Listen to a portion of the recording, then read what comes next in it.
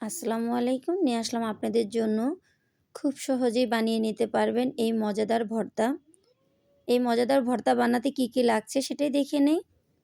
প্রথমত নিয়েছি আমি এখানে কিছু মিষ্টি কুমড়া। মিষ্টি কুমড়াগুলো আমি এরকম সুন্দর করে চাকচাক করে কেটে নিয়েছি। তারপরে এখানে দিচ্ছি হলো একটু লবণ, তারপর দিচ্ছি অল্প একটু হলুদের গুঁড়া। এখন আমি ভালো করে একটু মেখে নেব।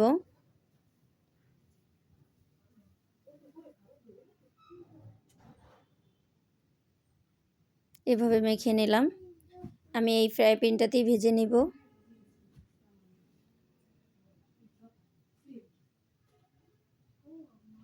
এক্ষেত্রে আমি চুলার আঁচটা একদম মিডিয়ামে দিয়ে দিয়েছি, যেহেতু মিষ্টি কুমড়াটা ভাজবো। এখানে মিষ্টি কুমড়াটা সিদ্ধ হতে তো একটু টাইম লাগবে, না হলে পুড়ে যাবে উপর অংশটা।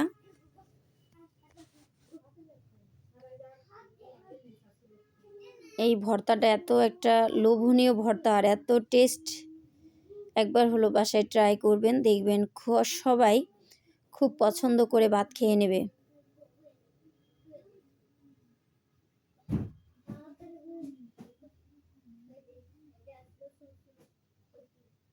আমি 2 ভাগে ভাগ করে ভেজে নেব।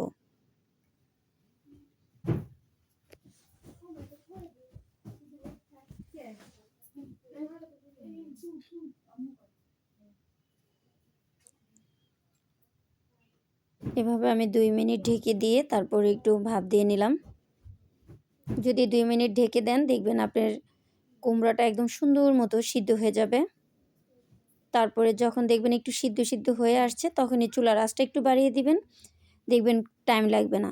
প্রথম অবস্থায় একটু ঢেকেই দিবেন, তাহলে দেখবেন আর টাইম লাগবে না। যখন চুলার আঁচটা বাড়িয়ে দিবেন, সিদ্ধ হয়ে গেলে চুলার আঁচটা একটু বাড়িয়ে দিবেন। আর মোটামুটি আমরা কম বেশি সবাই কিন্তু জানি মিষ্টি কুমড়া ভেজে নিতে। আর এইভাবে যদি কুমড়া ভেজে তারপরে ভর্তা করি, তাহলে কিন্তু খুবই ভালো লাগে। আসলে এত লোভনীয় একটা ভর্তা হয়েছে, তাই ভাবলাম আপনাদের সাথেও শেয়ার করি।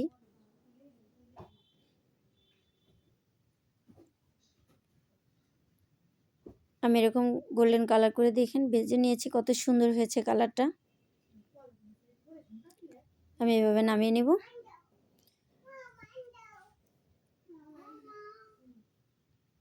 বাকি অংশটাও আমি ভেজে নেব এইভাবেই।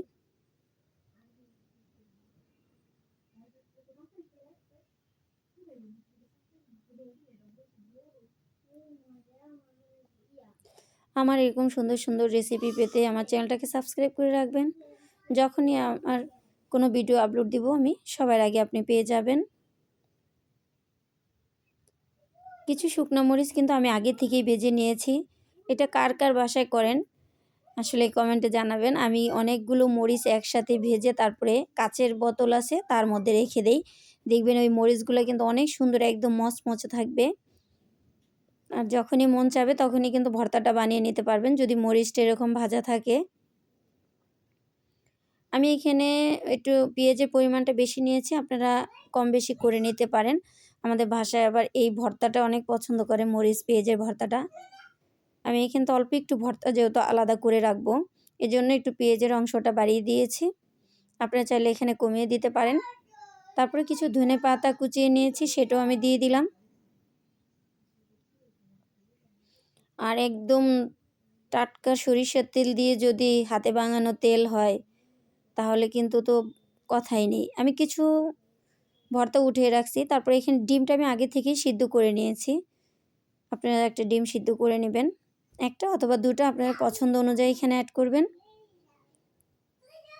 এত সুন্দর হবে এইভাবে যদি ডিম দিয়ে তারপরে এই মিষ্টি কুমড়ার ভর্তাটা করেন, খেতে খুবই ভালো লাগবে।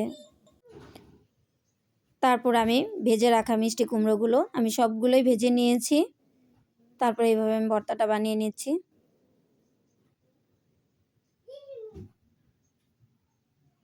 এটা দেখতে যতটা লোভনীয় হয়েছে, খেতে তার চেয়েও দারুণ মজা হয়েছে। আমার এরকম সুন্দর সুন্দর রেসিপিগুলো যদি আপনারা বাসায় তৈরি করে নেন, অবশ্যই আমাকে কমেন্ট করে জানাবেন, আপু এত ভালো হয়েছে না খারাপ হয়েছে সেটা জানাবেন আমাকে।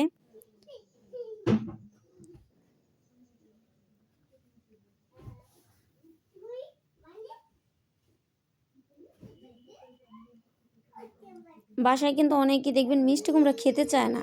যদি একটু ভিন্ন স্বাদ দিয়ে একটা মিষ্টি কুমড়ার তরকারিটা আপনি করে দেন, এটা ভর্তা কিংবা অন্যরকমভাবে আইটেম করে দেন, দেখবেন অনেক পছন্দ করে খাবে। তৈরি হয়ে গেল মিষ্টি কুমড়া ডিমের ভর্তা। দেখুন কত সুন্দর হয়েছে। সবশেষে আল্লাহ হাফেজ।